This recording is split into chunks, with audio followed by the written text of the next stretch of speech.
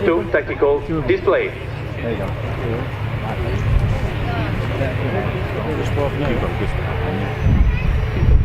Hey, are they?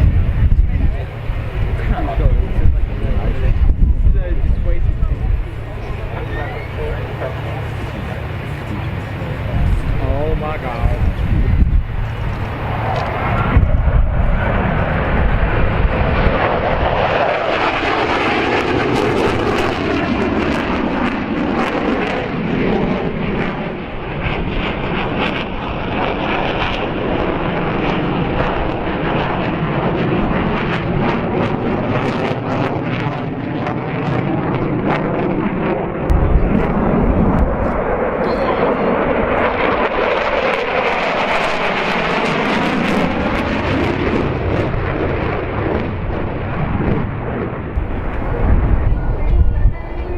Attack will be ended by a 6G escape. The crew will weigh 6 times their own weight. From the left.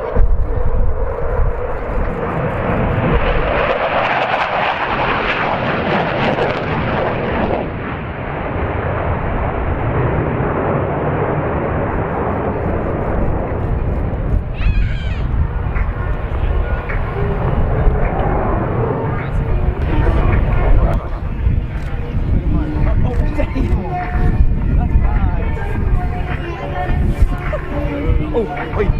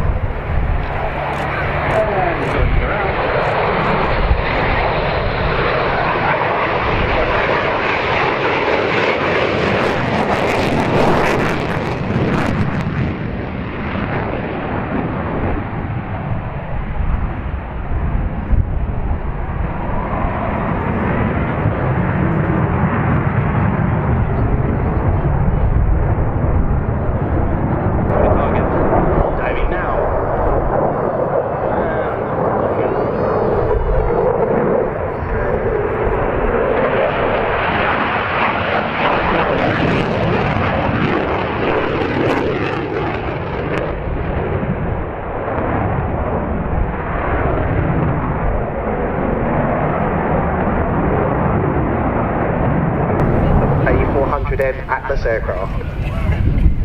Wow.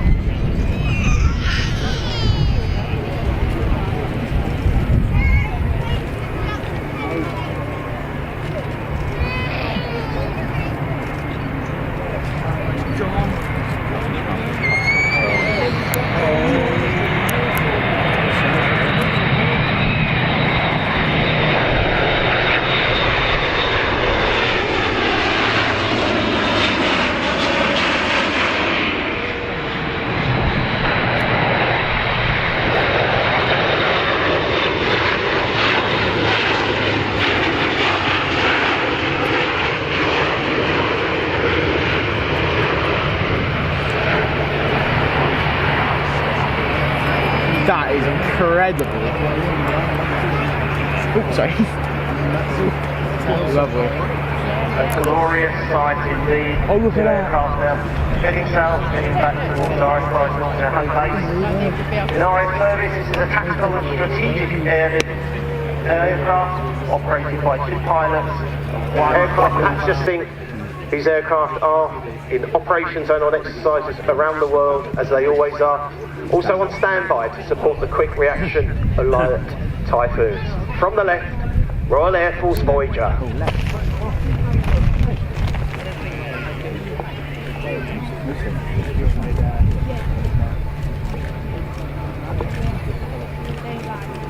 Boeing 707.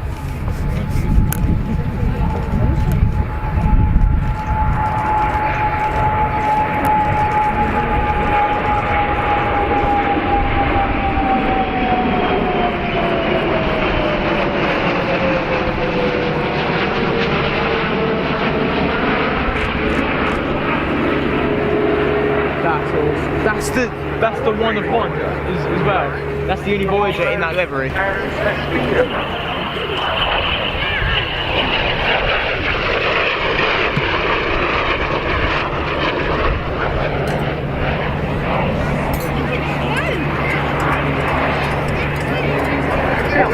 of the aircraft's colour scheme, nor on the team day. The decision was taken in 1965 to form just one official Royal Air Force Aerobatic team.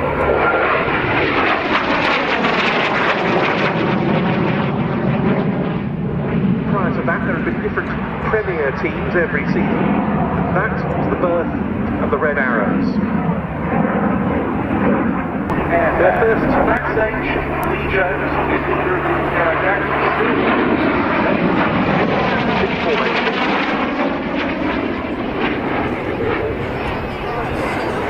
That was the uniform red sector standard for formation team leading.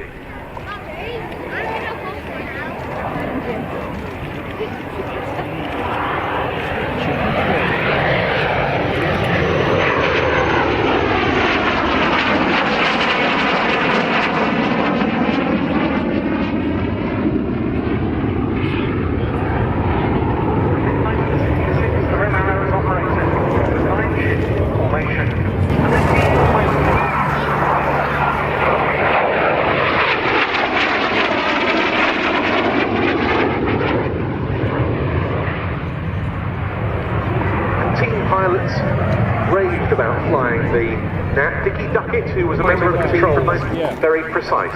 All the sort of qualities that turned the Red Arrows into the stuff of legend. The trouble is, I've used to be thinking by the time the Red Arrows.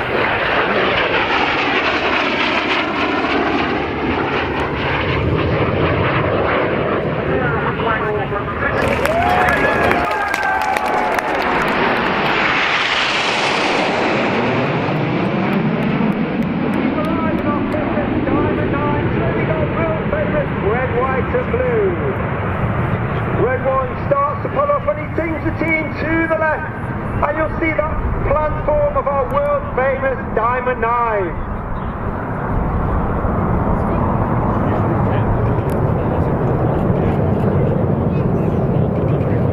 Reds 8 and 9 start to make their way left and right to form up 9 Arrow, and this year we have a new team leader, a new Red 1, that is squad leader John Bond, known as Bondy.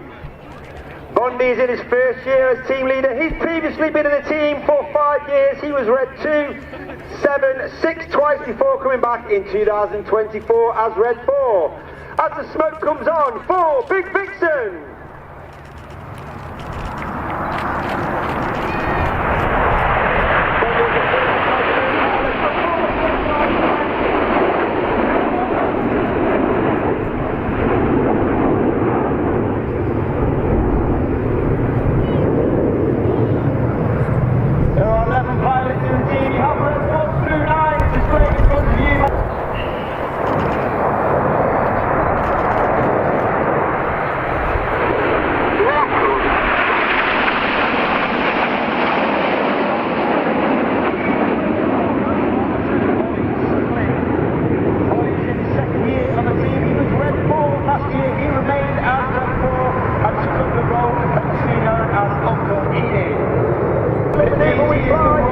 Once again for 2024, it's Tornado!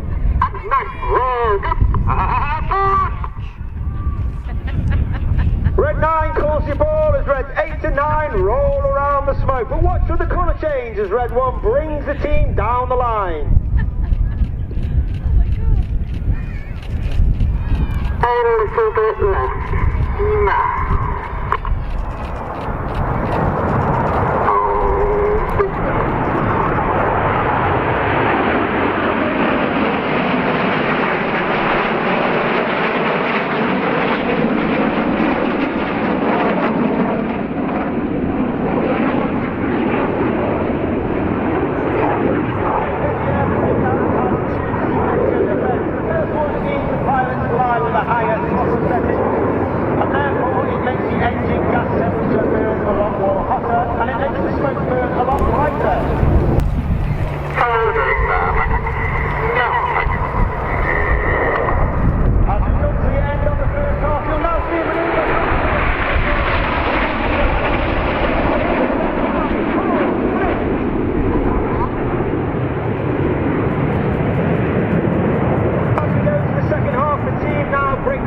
Into two distinct sections.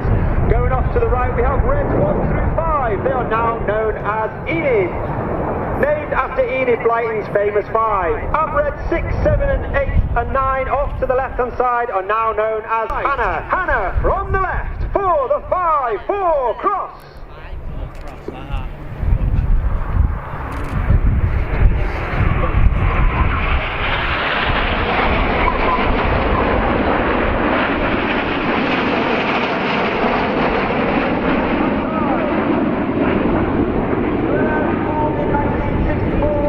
Get your cameras ready for the Hannah. Break. You want to use your camera?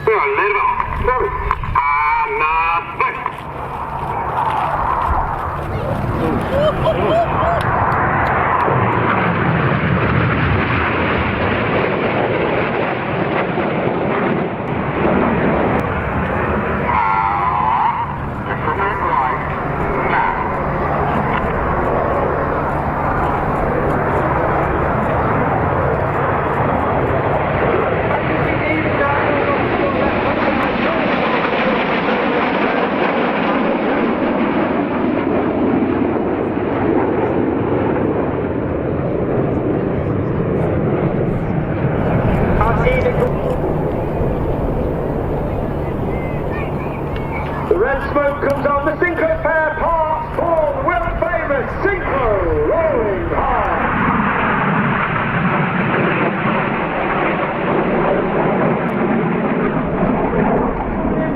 Right outside is running Richard Walker. Rich is in his second year on the team. He's a former Harrier pilot and also a former Type K. Cameras ready for the Vixen break. But of course, RAF Cosford, it's been an honour and a pleasure. Please put your hands together for the 2024 Royal Air Force Aerobatic team. It's the Red Arrows!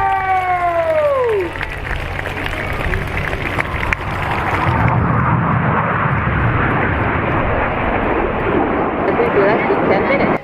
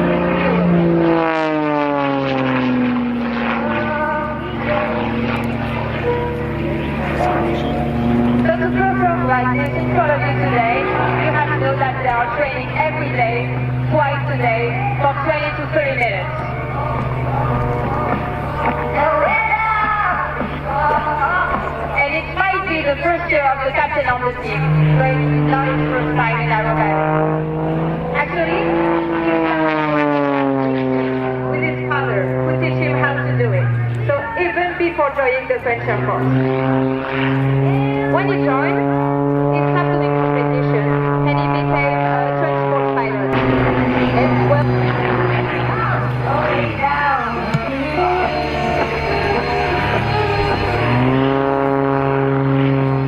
so speaking of competition, I know that Aerobatic. The one called Wartime is the one that we're seeing today. It's for light figures and we have this book. But in competition, you don't have this book and the figures are way more and precise. The most points every 5 degrees of difference between the figures they are doing and the figures that they were supposed to. So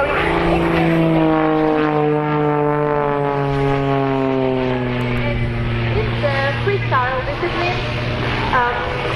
The thing that is super exciting is that they create their own display. So every pilot has a different display and it's unique. The music is chosen by the pilot to make you feel the more emotion you feel.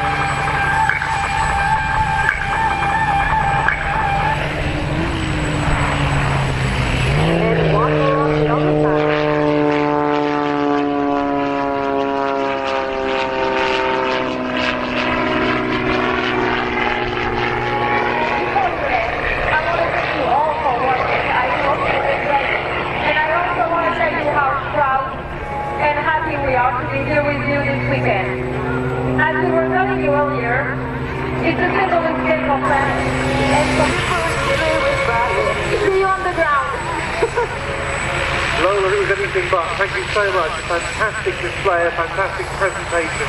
Have an amazing show, and it really will take something special to beat that at the World Championships. The extra EA-330FC of the French Air and Space Force.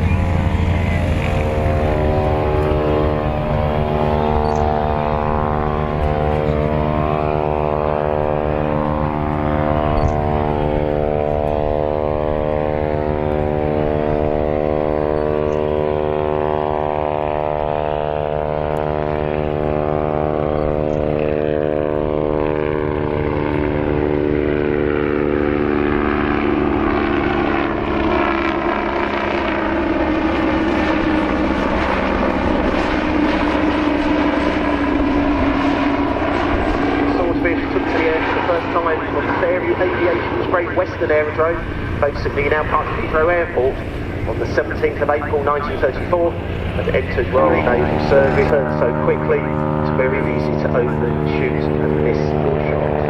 And then of course at some stage the aircraft got to land back on the carrier, so slow speed and handling, absolutely safe.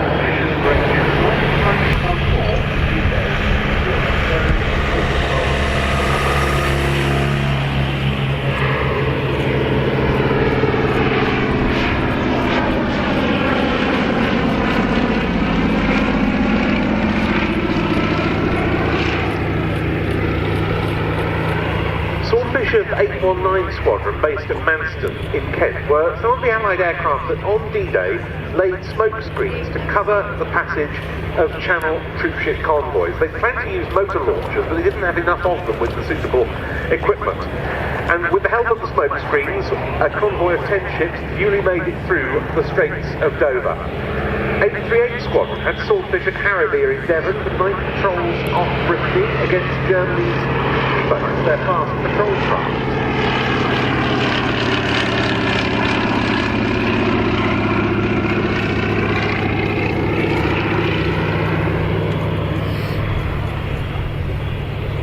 It was situated down at Leon Solent on the south coast today, and they've transited all the way up here from there, and now they're heading back home to Leon. So look directly in front of you, this aircraft has been right lane twice. Now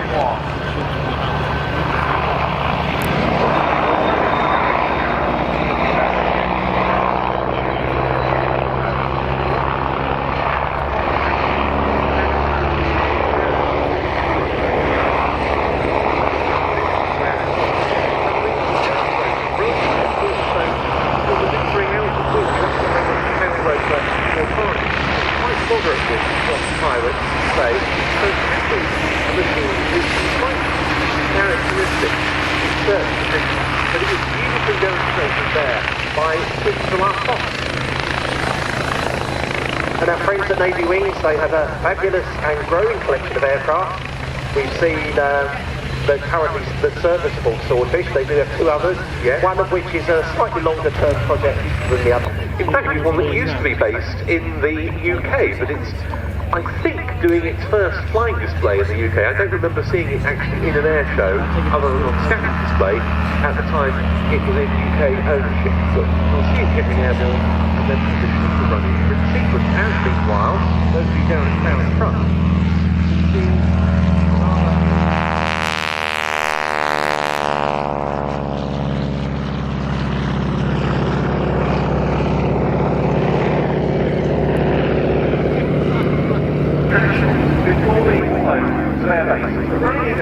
from the right, slope off, the 1816.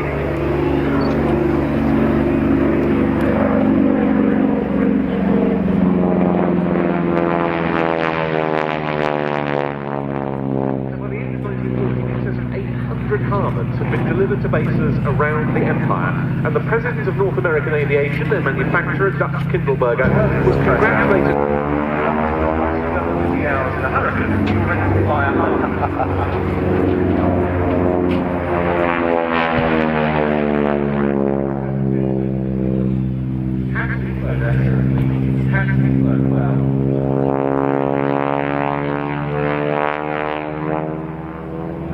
because it was at the time they came afterwards. There was one two-seat Hurricane, and I think there were a few sort of field Hurricanes during the war, but not as trainers, really. No dual controls, just a hack, a bit somewhere to put the body.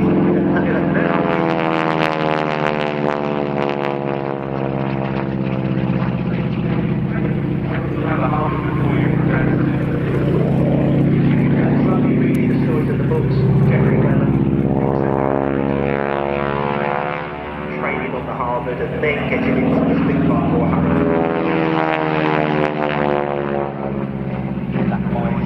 we used to see at like the Harvard formation team and the radial pair on these aircraft in the 1990s. Then when all the Russian yaks started coming over, which were cheaper to operate, the Harvard sort of seemed to disappear a bit from air shows. But now with the numbers of them once again, we're getting them back. And really nice to see an overseas visitor.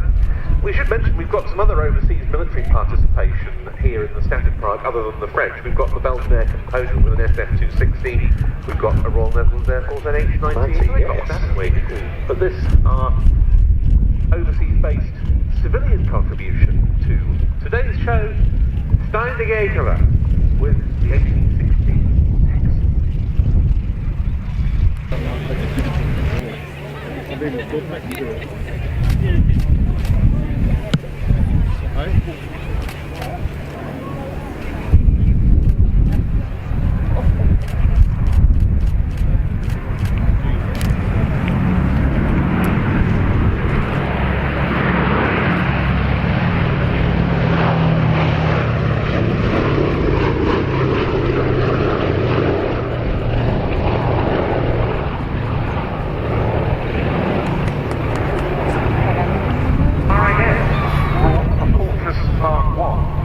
service in mid-1941, its experiences with the aeroplane were disastrous.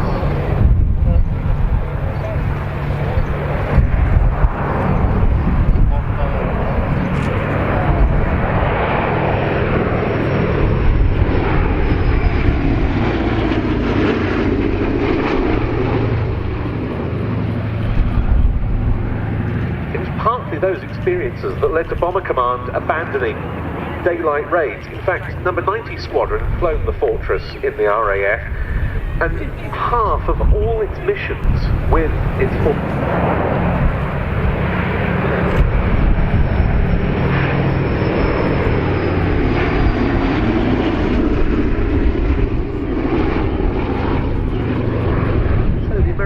hoped that a bomber as heavily armed as the Flying Fortress wouldn't need fighter escorts for the entire duration of its mission. That was soon proved wrong. For the crews who flew these aircraft, it really was a very risky business indeed. They didn't have much personal protective equipment, there was little armour plating to protect them. At altitude it was noisy and cold, and this was all before you added in Luftwaffe fighters and German flak.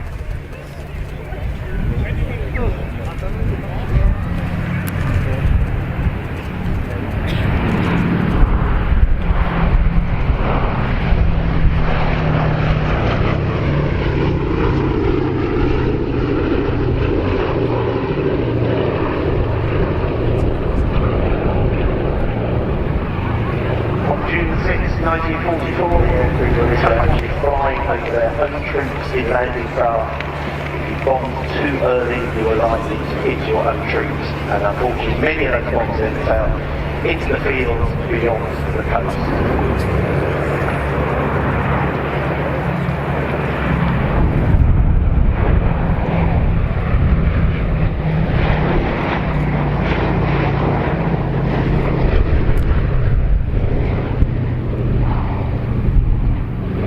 We touched a little earlier on the often unsung but very important.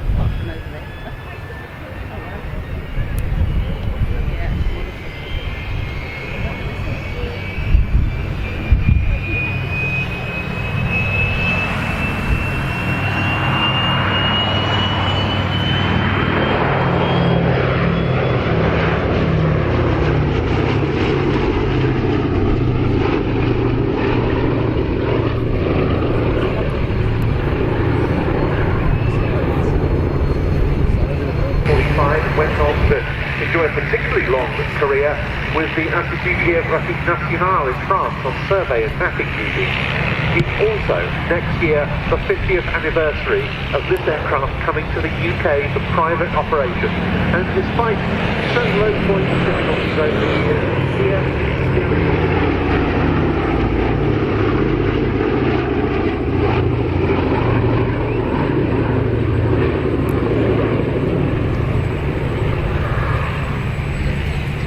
Its operation is dependent to such a great extent on Prince Maria during the 5 years of World War II.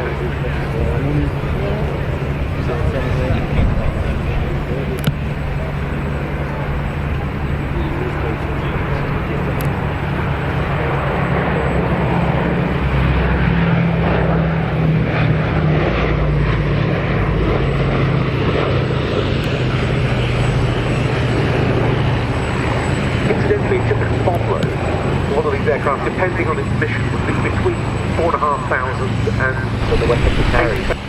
But another amazing aircraft coming in for its final pass. Smoke will be put on 2 engines to simulate the shot-up condition in which so many B-17s return from their wartime sorties. Final run, the B-17G flying forwards. Happy day.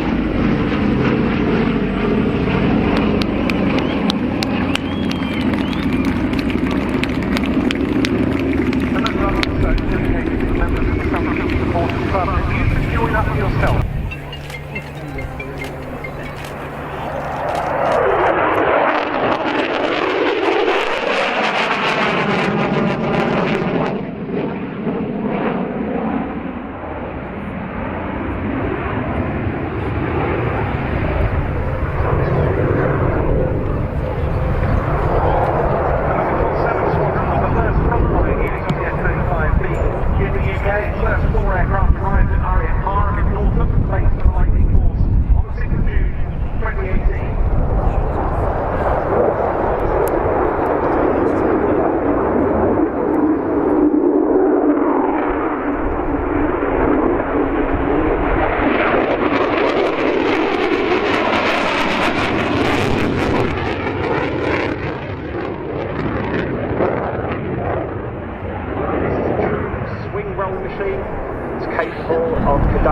All of the UK's F-35 squadrons are joint RAF and Royal Navy. The commanding officer and the senior pilot alternate between the services, and the latest operational squadron on the type is a Navy squadron, 809 Naval Air Squadron, which reformed last December.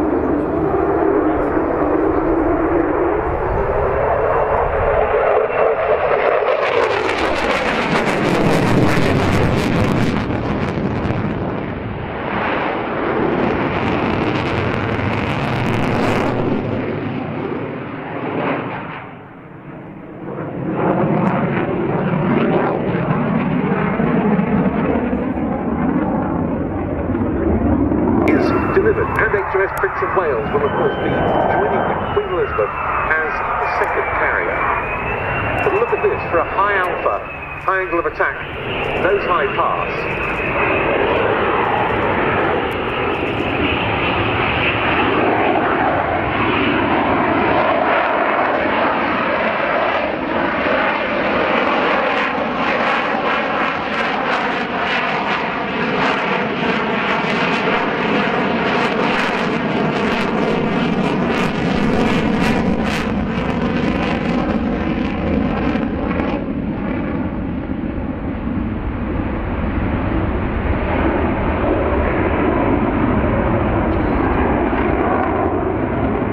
Other air arms that use these very capable jets in their 3 different versions, because this is the STOVL, the short takeoff vertical landing version, the F-35B. There's also the conventional F-35A model, which is also operated from the UK by the US Air Force's 48th Fighter Wing at Lakenheath, and there's the carrier variant, the F-35C,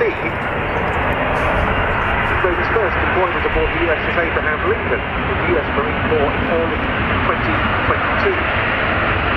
Here you can see the aircraft with its landing configuration, the gears down.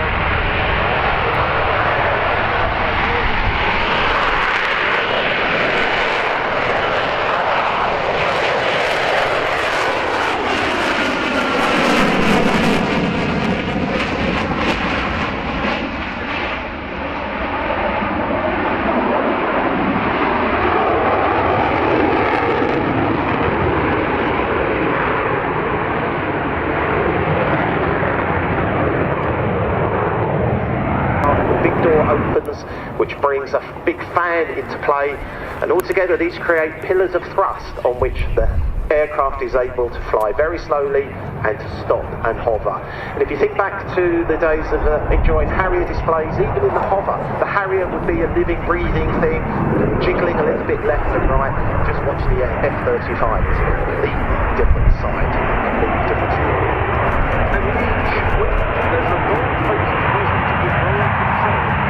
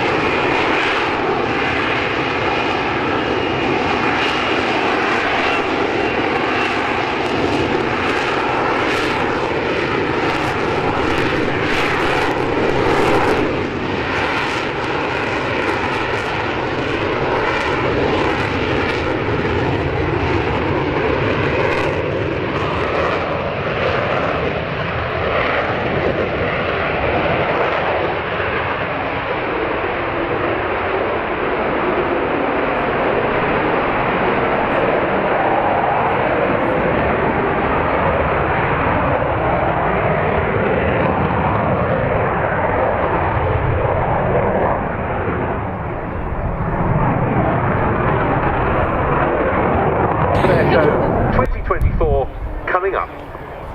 From left to right, the Lockheed Martin F-35B Lightning.